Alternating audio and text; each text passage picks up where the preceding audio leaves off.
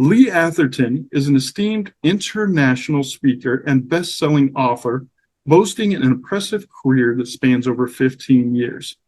She is recognized expert in in end-of-life care, a dedicated first responder chaplain, and the visionary of Phoenix Rising, an initiative dedicated to providing life-saving service dogs to those struggling with PTSD and other mental health disabilities. Now, I'm going to stop for just one moment because this is, to me, was absolutely amazing.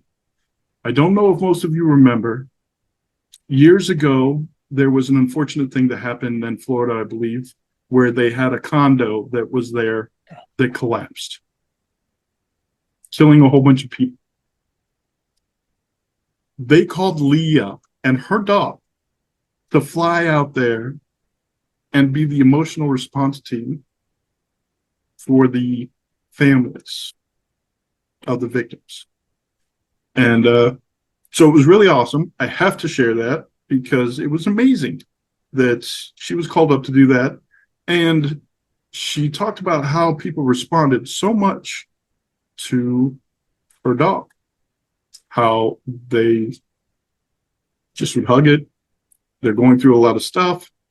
And, she was able to, and her partner, Phoenix, be able to actually break through a lot of that pain and give them some comfort.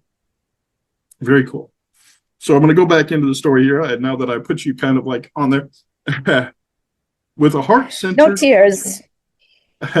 Right? I mean, I'm there, like, thinking about it, like, wow. With a heart centered on supporting individuals in embracing life's final chapter, Lee empowers people to live their dying with grace and introspection. She facilitates a journey of self-discovery where individuals can engage with difficult questions and find answers that resonate on profound levels, all with compassion and non-judgmental acceptance. Lee's calling and privilege is to be a compassionate companion through the unpredictable currents of grief. Like a skilled whitewater rafting guide, she provides the support needed to navigate through the chaos, guiding those she serves towards a place of tranquility, peace, and stillness. In addition to her work with individuals at the end of life, Lee is a beacon of support for first responders, ER and ICU staff, and funeral services professionals. She offers them the tools and emotional support necessary to reconnect with the passion and drive that initially led them to their demanding careers. Her workshops and seminars are designed to reignite their commitment and help them cope with the stresses of their vital roles in the community. In a recent publication, Lee wrote, "Shadow, my service dog, has terminal cancer. Now I'm devastated.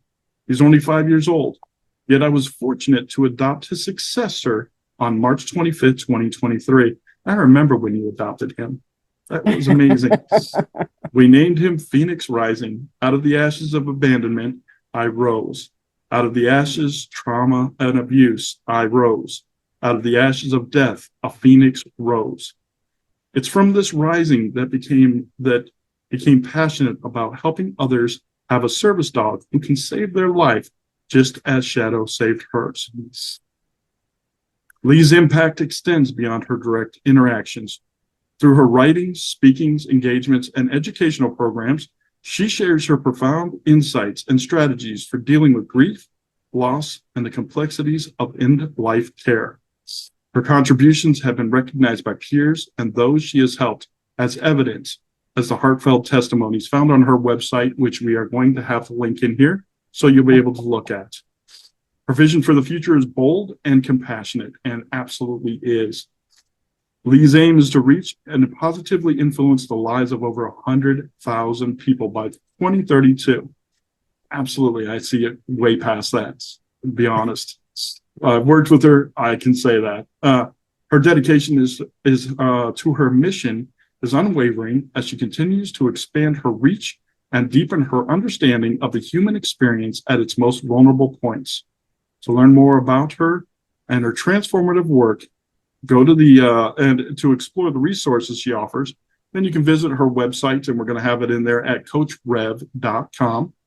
And there you'll find a wealth of information, support, and inspiration for navigating life's most challenging crossroads with dignity, courage, and peace.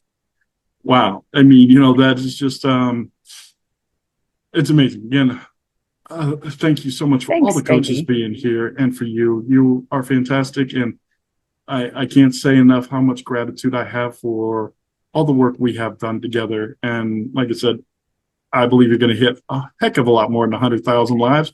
I'm calling that you're going to be reaching millions of lives. I am calling that now. Who's in agreement with me on that right now? Raise your hand. All right, we got everybody. That's right. You're going to reach millions. So with that, I'm going to go ahead and get off my soapbox. All right, dust it off a little bit and go ahead and give you the floor here.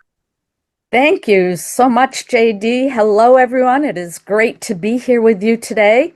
I want to begin with this. Oh, it's not loud enough. Oh, shucks. Anyway, I had Frank Sinatra there singing I Did It My Way. Ah, yes. JD, so much fun having met you all those years ago. A lot of us look back at COVID and we say, ugh, right? But I look back at COVID and I say, I met some really awesome and amazing people. And JD, you're one of them. So thank you. Before we begin, I want to say this really clearly. We are not here to set a goal to die. Having JD bring in a coach about end of life planning and grief and all that and setting your goals. Yeah, it's far from planning to die. But like all of you, I haven't met anyone yet.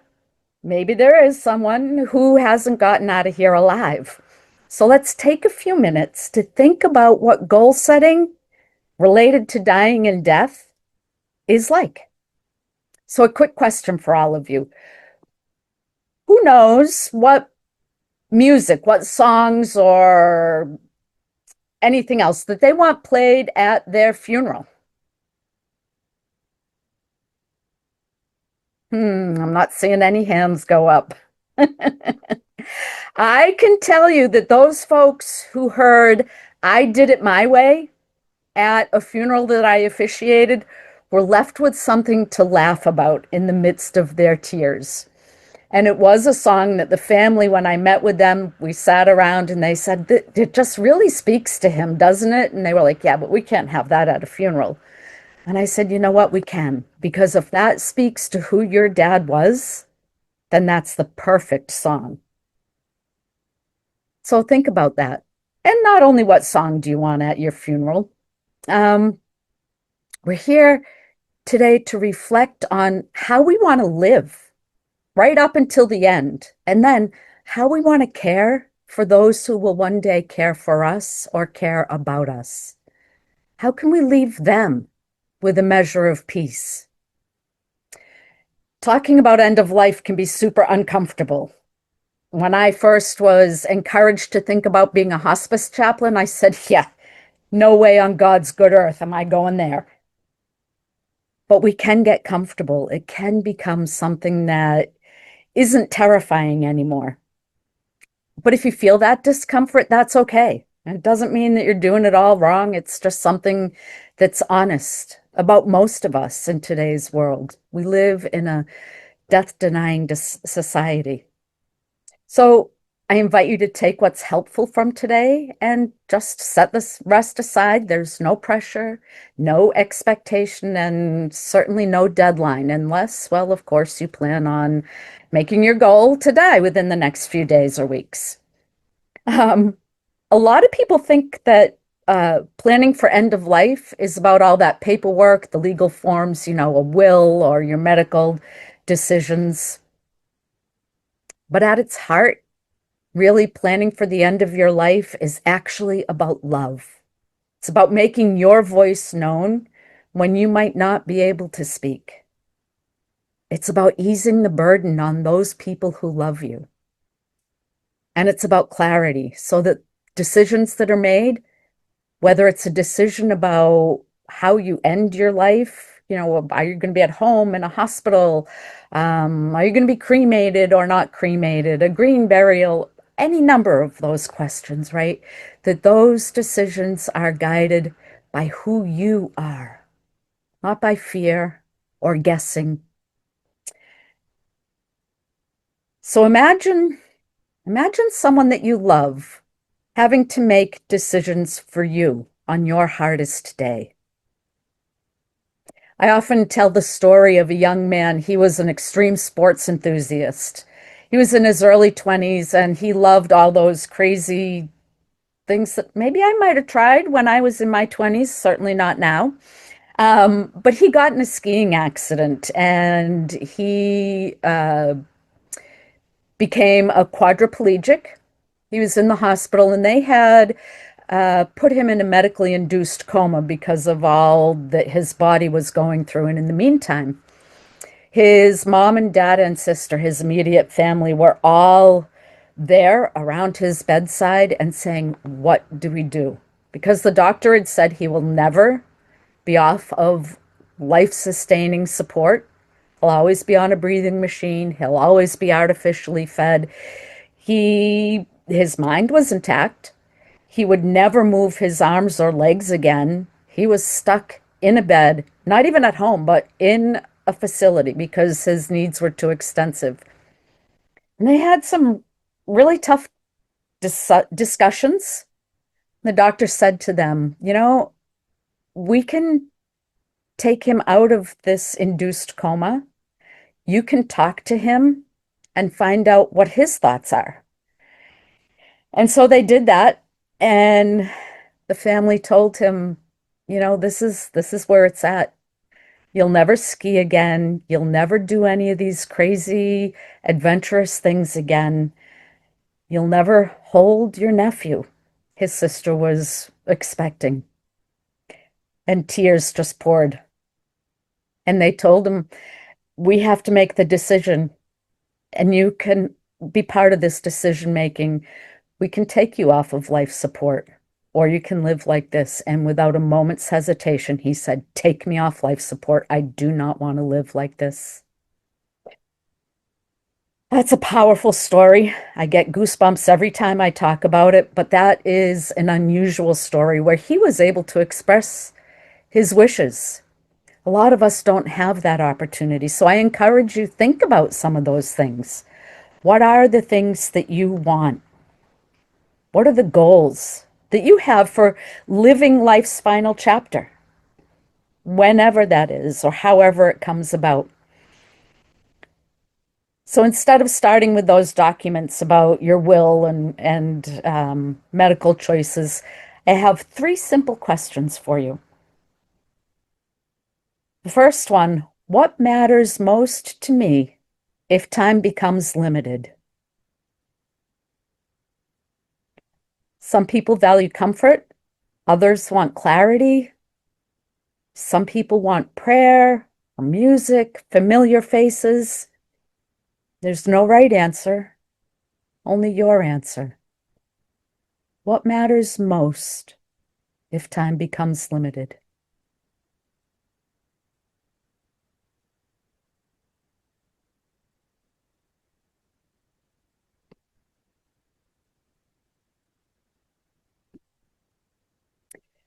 The second one, who do I trust to speak for me and why?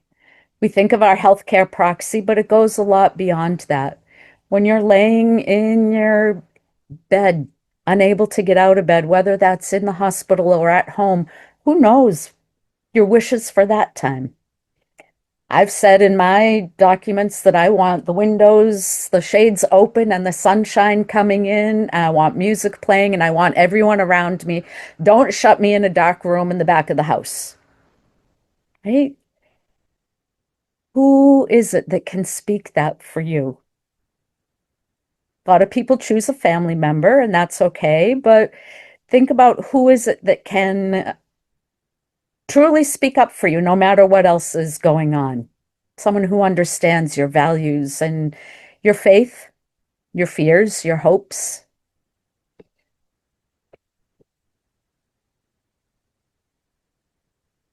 And the third question, what would a good day look like near the end of life for you? Think small and human. I described mine. Um, who's there with you? What brings you peace? What helps you feel like yourself?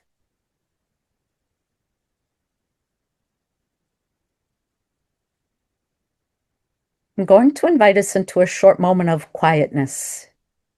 You don't need to write anything perfect, just something true. Complete this sentence for yourself. If I couldn't speak for myself, I would want people to know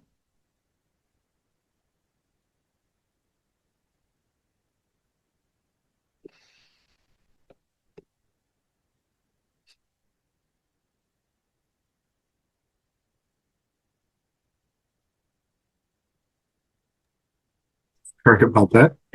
Go ahead. yeah. Um, and that's something you can come back to again and again. Uh, when people don't plan, it's rarely because they don't care. It's usually because they care deeply and don't know where to start. So make one of your goals for this year just to start, because this kind of planning is truly a gift. It spares your loved ones from guessing, it reduces guilt and conflict, and it allows space for presence and contemplation and love instead of panic. So I want to leave you with just a gentle blessing. May you be gentle with yourself as you hold these questions. May love guide your planning and peace follow your honesty. And may those who one day care for you feel the gift of your clarity and your trust. Thank you, JD.